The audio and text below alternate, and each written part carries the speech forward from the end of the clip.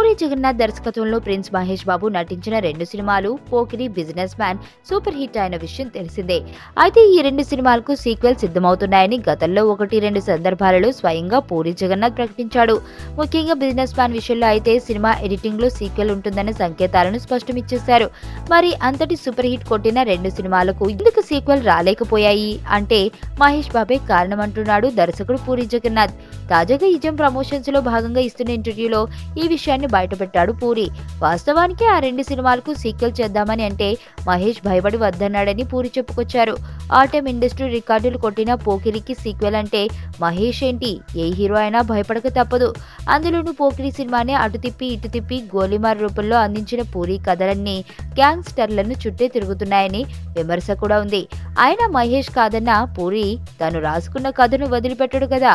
బహుశా ఏ హీరో కూడా ముందుకు రాలేదా?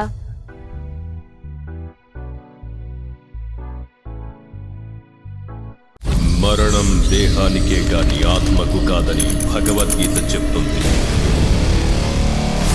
మనిషి బరువెంతున్న మరణానంతరం 21 గ్రాములు తగ్గుతుందని సైన్స్ చెబుతుంది. అంటే ఆ 21 గ్రామ్స్ బరువు